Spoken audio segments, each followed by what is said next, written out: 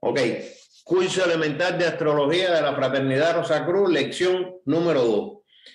En la primera lección pasada vimos dos cosas que eran importantes. O sea, la hora a que en el momento en que se nace, o sea, el tiempo y el lugar. O sea, eso es importante. ¿Por qué? Porque la carta astrológica no es más que el mapa de los cielos en el momento en que se nace. Cómo están los planetas, cómo están los signos, cómo están las casas. Hoy vamos a ver algo nuevo.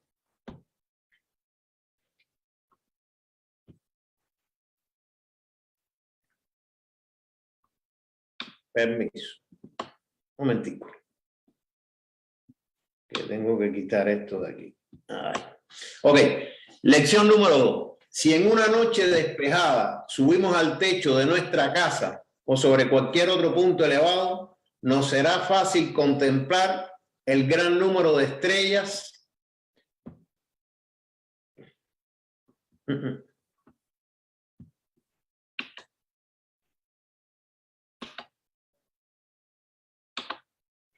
que adornan la bóveda celeste. Y si nos fijamos en ellas con más detención, podremos observar que todas centellean, con excepción de una o dos que brillan con una luz perfectamente fija.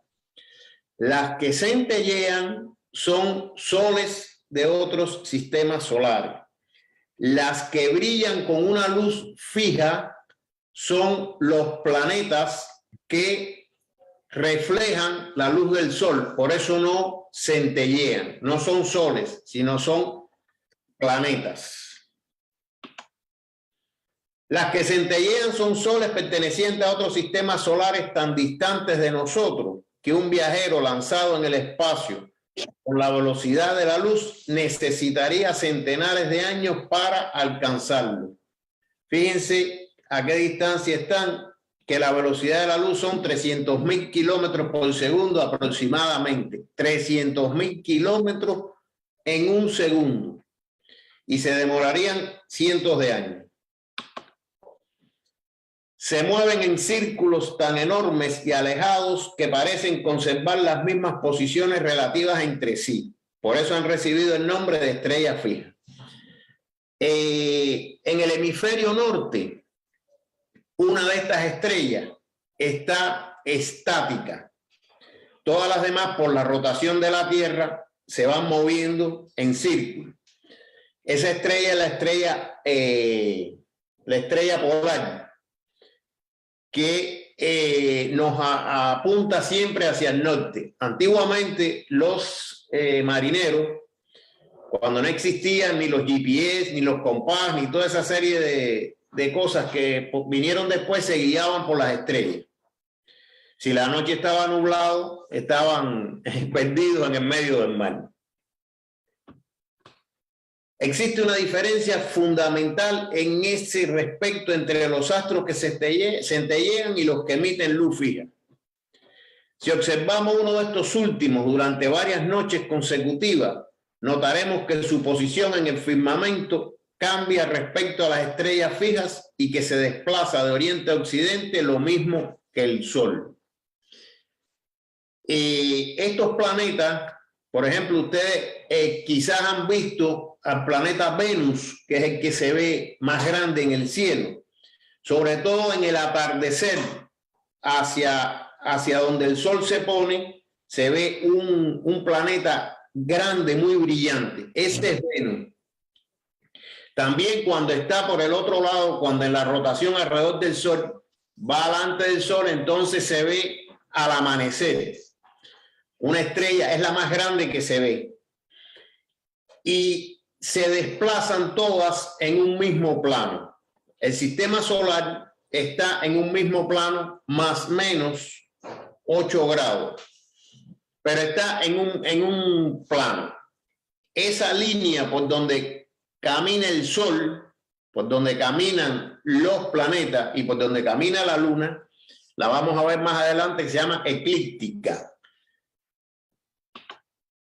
Una observación atenta a de los distintos cuerpos celestes que emiten luz fija demostrará que todos siguen el mismo sendero entre las masas de estrellas fijas. Las estrellas no se mueven producto de la rotación de la Tierra. Pero si todos los días a las 8 de la noche salimos a ver el cielo, las estrellas van a estar en el mismo lugar. No así los planetas, que se van desplazando poco a poco. 4 de esos planetas luminosos son visibles a simple vista en diversas épocas del año. Estos planetas son Saturno, Júpiter, Marte y Venus.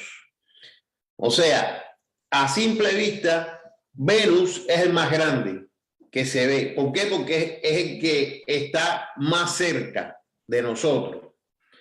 Después Marte, lo que pasa es que Marte es más pequeño que el planeta Tierra y por eso no se ve tan brillante, pero sí se ve de un color amarilloso rojizo, diferente a los demás que se ven blancos. Júpiter es el segundo que se ve en tamaño, por el tamaño más grande que tiene, lo que pasa es que está más lejos. Y Saturno también se ve a simple vista. Si ustedes pudieran ver a Saturno con un telescopio, pues le verían los anillos que se ven, pero tiene que ser con un telescopio. Un quinto planeta, Mercurio, se encuentra generalmente tan próximo al Sol que es invisible debido al resplandor de los rayos solares. O sea, Mercurio está muy cerca del Sol porque es el planeta más interior de todo. Y por el día, el Sol emite tanta luz que no deja ver los planetas. Pero en ciertas épocas se le puede contemplar en el occidente inmediatamente después de la puesta del Sol o bien en el oriente un poco antes de la salida de ese astro. Centellea como una estrella fija a pesar de ser un planeta. Mercurio, cuando se puede ver, es cuando se aleja del Sol. Cuando está en un punto, en el punto más alejado del Sol, ya sea adelante o detrás, pues se ve en el atardecer o en el amanecer. Existe, y brilla como si fuera una estrella. Existe una razón espiritual que justifica esa anomalía, pero como esa particularidad nos apartaría de nuestro objetivo, no diremos más nada sobre ese punto. Más adelante se va a hablar sobre por qué Mercurio rutila así como una estrella. Existen otros 3 planetas, Urano, Neptuno y Plutón, situados en los confines de nuestro sistema solar, que para poder observarlo se necesita el auxilio de un telescopio. A simple vista no se ven. Estos 8 cuerpos celestes se mueven alrededor del Sol. Estamos contando, recuerden que los planetas son 9, pero no se cuenta la Tierra. O sea, estos 8 cuerpos celestes se mueven alrededor del Sol. Así lo hace también la Tierra y la Luna, a su vez. Se mueve y la Luna a su vez se mueve alrededor de la Tierra. Pero cuando contemplamos el espacio, tenemos la impresión de que la Tierra estuviese fija y que el Sol, la Luna y los planetas todos giraran alrededor nuestro. El antiguo sistema astronómico de Ptolomeo, el cual se basaba en boga hasta los tiempos modernos, el cual estaba en boga hasta los tiempos modernos, se basaba en este concepto del universo y fue aceptado entonces por todo hasta que fue reemplazado por la teoría de Copérnico. Antiguamente, el sistema solar era geocéntrico, o sea, la Tierra en el centro. Se planteaba que los planetas giraban alrededor de la Tierra y el Sol y la Luna inclusive. ¿Qué pasaba? Que había momentos en que algunos planetas iban para adelante y otros iban para atrás. O sea, había algo que no cuadraba con que la Tierra fuera el centro del universo. Muchos científicos de la época, astrónomos y astrólogos, por supuesto, siempre tuvieron la duda de que el sistema de Ptolomeo geocéntrico no era real. Hasta que Copérnico demostró que el Sol era el centro del sistema solar. Entonces, Cuando se demuestra esto, que el Sol es el centro, los escépticos y los burlones, que jamás se dan el trabajo de investigar, sostienen arrogantemente que desde que la teoría de Copérnico ha demostrado que los planetas, inclusive la Tierra, giran alrededor del Sol, este hecho en sí evidencia la falacia de la ciencia astrológica que titulan de superstición para explotar a los incautos. O sea, cuando Copérnico demuestra que el Sol era el centro, ¿qué pasa? Que empiezan las personas a decir que la astrología no funciona. Pero todo es relativo. Todo es relativo. Para la astrología, nosotros somos el centro. ¿Por qué? Porque estamos situados en ese punto de referencia y nos movemos a través del sistema alrededor del Sol. Pero en realidad nosotros vemos que el Sol es el que se mueve alrededor nuestro, porque estamos situados en el Sol. Y como todo es relativo, yo no sé si a ustedes les ha pasado, todo el que maneja, pienso que le haya pasado esto, está en un semáforo esperando a que pongan la verde, está parado en su carro y tiene un carro al lado. No hay otro sistema de referencia, usted no ve nada más que el carro que tiene al lado. Si ese carro echa un poquitico para atrás, usted pisa rápidamente el freno porque piensa que el carro se le está yendo para adelante. Y es el movimiento relativo, es lo que aparenta. Eso le ha pasado a casi todo el mundo que maneja. Y no es más que estar situado en un punto de referencia. Y es lo que pasa con la astrología. Si nosotros estamos en el planeta Tierra, somos el centro del sistema solar para el análisis. Igualmente que si un marciano estuviera en Marte e hiciera una carta astrológica de él, pues el centro sería entonces el planeta Marte. Usted no puede hacerle un horóscopo a un marciano teniendo la Tierra como centro. Hay que tener a Marte como centro. Esto es para que se entienda que a pesar de que el sistema solar es heliocéntrico, quiere decir el Sol en el centro, no importa, la astrología es geocéntrica porque depende de donde estemos situados nosotros.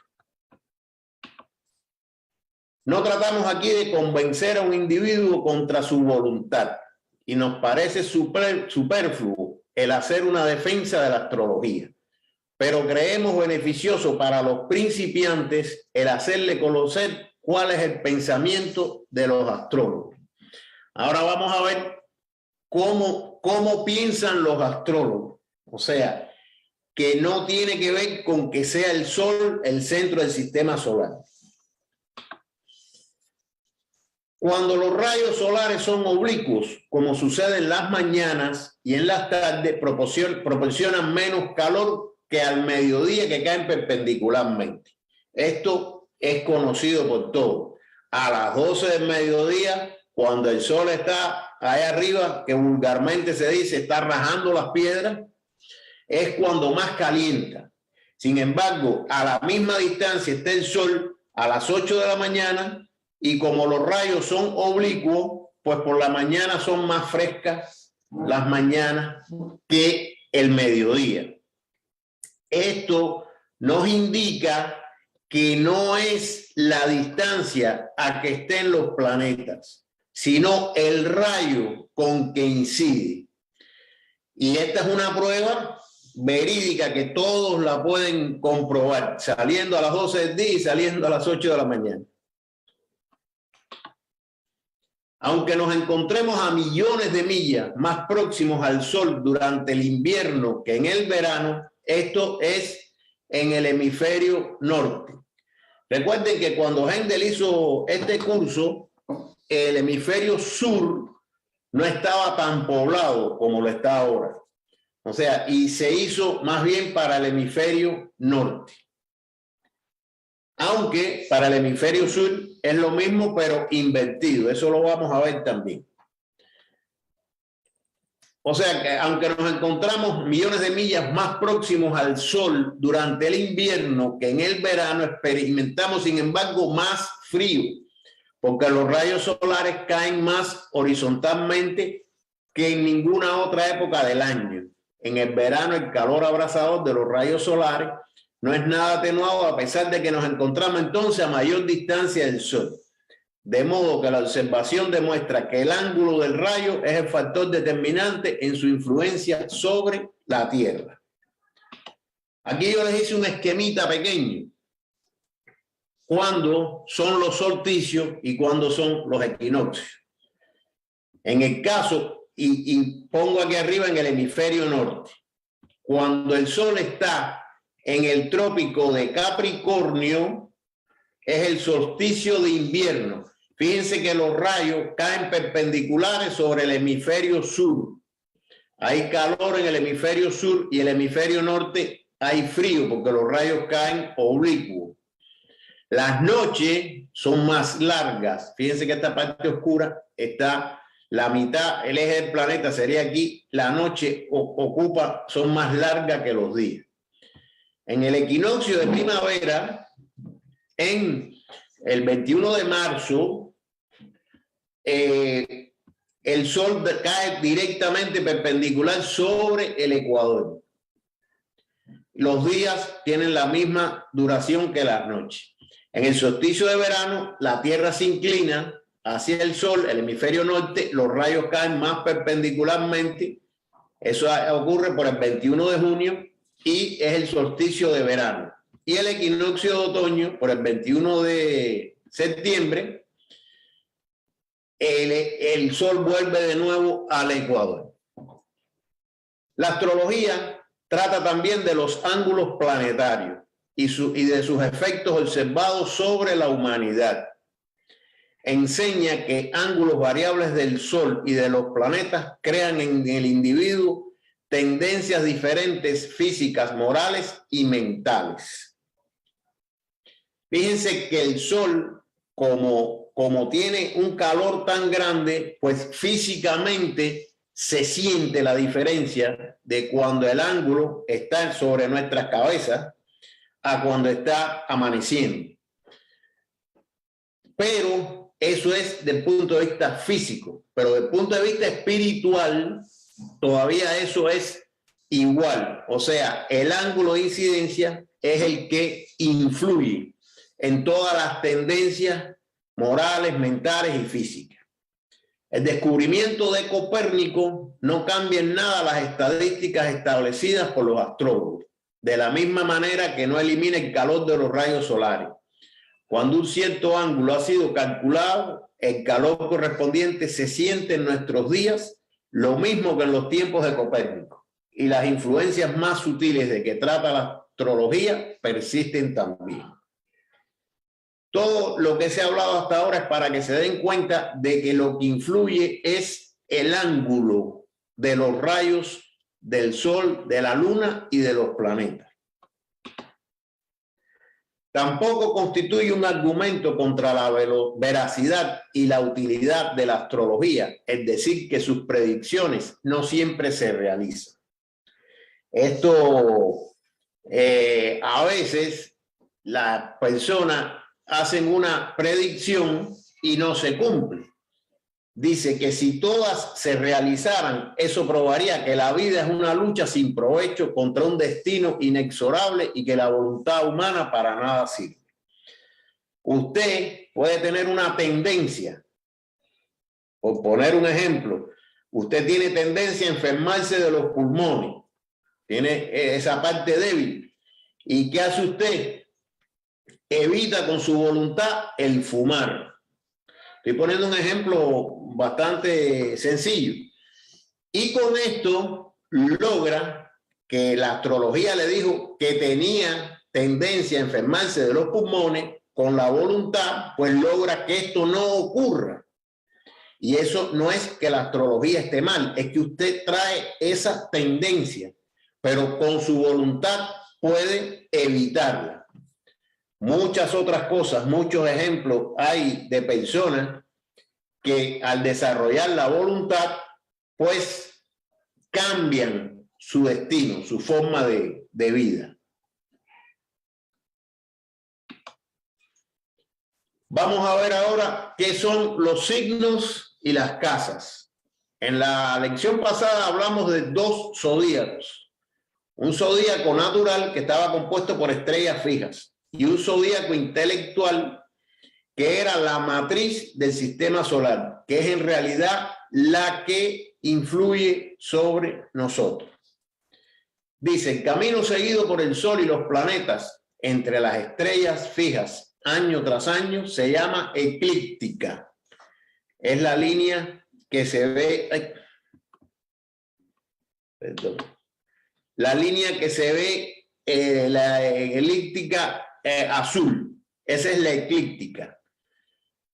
Y las estrellas fijas agrupadas en la proximidad de ese gran círculo constituyen el zodíaco natural. O sea, cuando usted ve en ese círculo, usted mira hacia arriba, el círculo por donde viaja el Sol, por donde viajan los planetas, están el zodíaco natural, o sea, las constelaciones de Aries, de Tauro, etcétera, etcétera, las 12 constelaciones.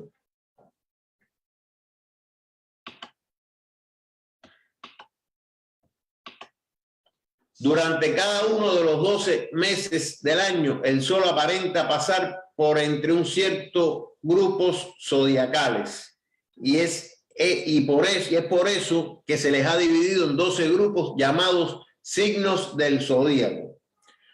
Los principiantes se confunden al tratar de diferenciar los signos de las casas y comprender sus relaciones en el horóscopo.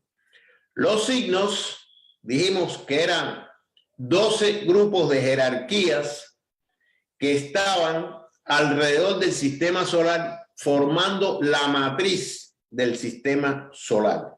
Los signos, esos son los signos. Y las casas, vamos a ver qué cosas son. Vamos a tratar pues de dilucidar este asunto lo más claramente posible. Tómese una naranja, una manzana o cualquier otro objeto blando que tenga la forma de una bola y 6 agujas largas o agujas para tejer. Atravieses con ella la bola de manera que se asemejen a los 12 rayos de una rueda, como está en el esquema. La bola representará a la Tierra y las partes salientes de las agujas serán las líneas de demarcación entre las casas, estando cada casa comprendida entre 2 agujas. Ahora retenga esta definición. Esto es lo más importante y no tendrá más dificultades. Los 12 signos son divisiones del cielo, la matriz que rodea al sistema solar. Las 12 casas son divisiones de la Tierra, del planeta Tierra. El objeto de la división en signos y en casas es para determinar el ángulo del rayo estelar, porque de ese ángulo depende su influencia. Fíjense aquí el planeta Tierra, visto desde el polo norte, más o menos, hay un individuo parado en los Estados Unidos, en algún punto sur de los Estados Unidos. Fíjense la división que se establece de la Tierra. Esa división que está en color rojo son las casas, son la división del planeta, y los signos en color azul. Esa es la diferencia, los signos, divisiones del cielo, y las casas, divisiones de la Tierra. Aquí les pongo las casas, estas son las casas y lo que representa cada casa, la nota clave de cada casa. Esto no es tan importante para esta lección, pero bueno, yo lo adelanto. Fíjense, la casa 1, que es comenzando el ascendente hacia abajo, representa la infancia y el cuerpo físico. Fíjense que tiene un número 1 ahí. Esa es la casa 1. La casa 7, que es la opuesta, es el público, el matrimonio y las asociaciones. Y así cada una de las casas representa algo. Estas notas clave de cada casa están escritas en el libro, en el mensaje de las estrellas, en astrología científica simplificada, etcétera. Tienen más cosas, pero estas son las más importantes, estas son las fundamentales. Por ejemplo, los hijos en la casa 5, las dimensiones y las publicaciones. Supongamos ahora que el observador está colocado sobre la cima de la bola, la Tierra, en un lugar del hemisferio norte y que mirando hacia el sur fije la vista en el Sol al mediodía. Cuando este astro ocupa entonces su posición más elevada y sus rayos caen sobre el ángulo denominado décima casa. El Sol arriba y sobre la décima casa. Se ha observado que los planetas que se encuentran en esa décima casa, en el momento del nacimiento de un niño, afectan su honor y su posición social. Por eso se dice que la décima casa rige la vida social y los honores. Venimos aquí y la casa 10, que está arriba, no sé si la ven, dice posición social, profesión y ambición. El medio cielo es la cúspide de esa casa. Donde empieza la casa se llama la cúspide. Y más adelante vamos a ver que el signo que esté ahí es el que rige la casa. Aquí vemos físicamente al hombre que nació o está situado en los Estados Unidos y el Sol, fíjense que está encima de la casa 10. Si estuviera encima de él, estaría en la cúspide, entre la 9 y la 10, pero yo lo puse un poquitico antes para que se vea que el Sol está en la casa 10. O sea, se dice que el Sol está en la casa 10. Se ha observado también que los planetas que se levantan en el oriente en el momento del nacimiento y que envían sus rayos en la división denominada primera casa afectan la forma del cuerpo y las condiciones de la casa paterna. Por eso se dice que la primera casa determina estos asuntos y sucede lo mismo con las demás casas. Pues vemos aquí la casa 1, la infancia y el cuerpo físico. Y ahora vemos el Sol cuando está amaneciendo. El hombre está mirando al Sol que está amaneciendo y está en la casa 1. O sea, está afectando la casa 1. Como se sabe, el Sol parece girar alrededor de la Tierra en un año de 365 días. Los matemáticos han tomado este número como base de sus cálculos, dividiendo todos los círculos en 360 partes. O sea, el número 360 es un número muy conveniente. Yo me preguntaba, ¿por qué 360 grados, una circunferencia? Es que ese número es divisible por 1, por 2, por 3, por 4, y así sucesivamente, por 10, por 12, por 15, o sea, ese número se puede dividir en tiene muchos divisores. Y se escogió por eso. Porque hubiera habido inconveniente en dividirlo en un número impar como es 365 días. Si usted un círculo lo divide en 365 días, es terrible. Porque inclusive no tiene ni mitad. Entonces, por eso se escogió 360 partes. La distancia recorrida diariamente por el Sol es 1 grado aproximadamente. ¿Por qué? Porque él recorre el zodíaco completo en 365 días. Y si son 360 grados una circunferencia, pues es un poquitico menos que 1 grado lo que el Sol camina en un día. Aproximadamente lo que equivale a 1 sobre 360 parte de un círculo. Y la distancia recorrida por el Sol en un mes es de 30 grados. O sea, en un mes, recuerden que los meses tienen 31 días y tienen 30 días. Y más o menos, él recorre en un mes 30 grados. Esto es por consiguiente la longitud de cada uno de los 12 signos del zodíaco. Esta medida es invariable cuando se toma con relación al zodíaco intelectual que se ha hecho referencia. Por eso se dice que cuando el Sol llega al 21 de marzo, entra en el signo de Aries y está recorriendo eso hasta el 21 de abril, que entra en otro signo, o sea, en el signo de Tauro. Y así dividido los 365 días entre 12. Por eso no siempre cae el día 21, hay otros signos que empiezan el 19, otros que empiezan el 20, porque se hace un ajuste de los 365 a llevarlo a 360.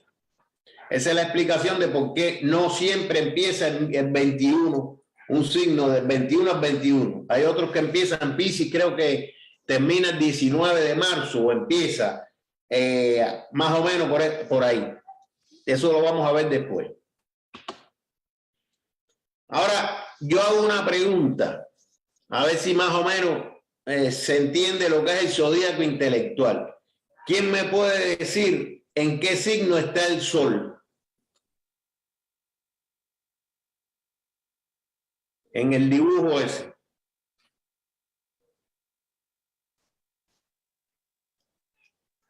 En Aries. En Aries. En Tauro, en Tauro. Está en Tauro. Ah, Bueno, en la primera lección vimos los signos, ya deben aprendérselo porque hay que trabajar con los signos.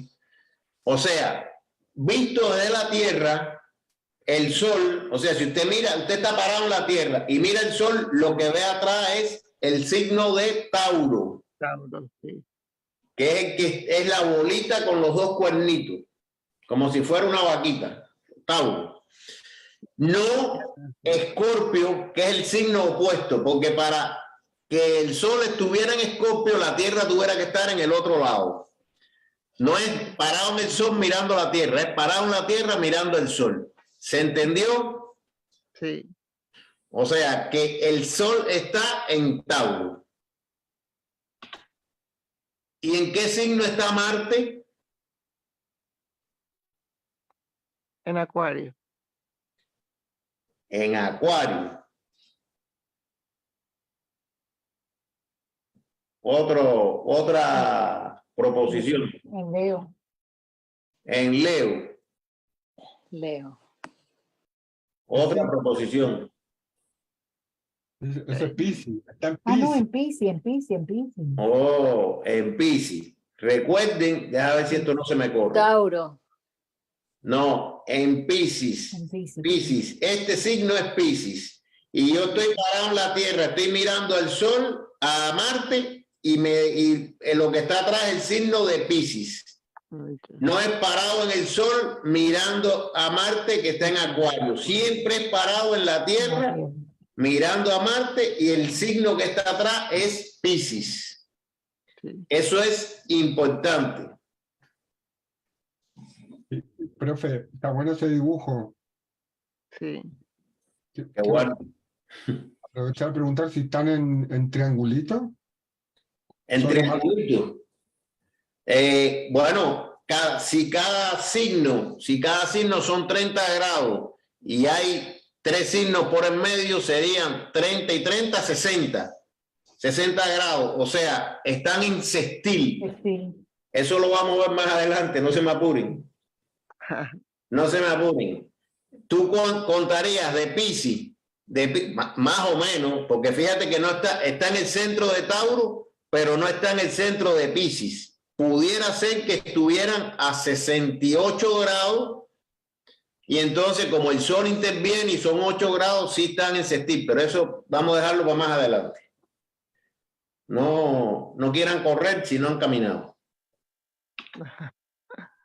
Las casas se diferencian de los signos también bajo este punto de vista. Si calculamos el horóscopo de niños nacidos en el Ecuador, esto es importante que se entienda y vamos a explicarlo. directamente, o sea, nacidos en el Ecuador directamente sobre el curso del Sol y los planetas. Las casas son también de un 12avo de círculo, o sea, 30 grados. O sea, si son 12 casas y el círculo tiene 360 grados, cuando usted divide 360 entre 30, nos da, entre 12 casas nos da 30 grados. Cada casa tiene 30 grados, sobre todo en el Ecuador. Si nos remontamos más y más hacia el norte, o sea, si subimos, nuestras líneas de demarcación se volverán más y más oblicuas, de manera que ciertas casas solo tendrán de 12 a 15 grados y otras de 40 a 50.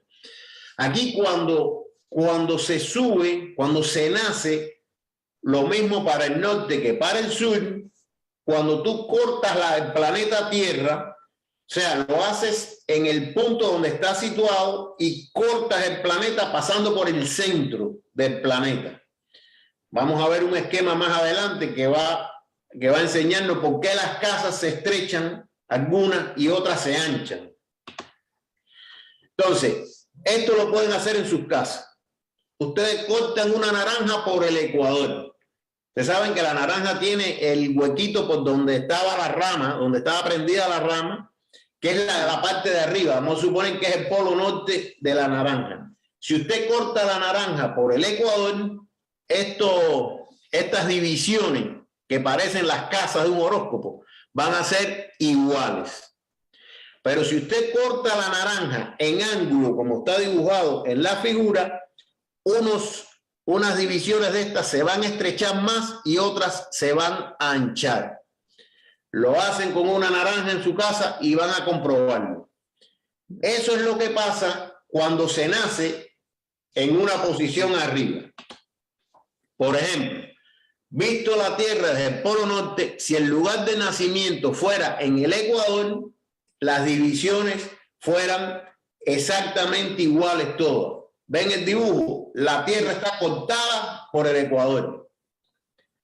Ahora, si el lugar de nacimiento es en Canadá, allá arriba en el mapita de Canadá, el corte se hace transversal, no plano, sino transversal. Y entonces estas casas de arriba se hacen, no las ven que son más estrechitas, y estas crecen más, se estiran más, sobre todo esta casa que sería la 11, sería más grande que la casa 10 y que la 9.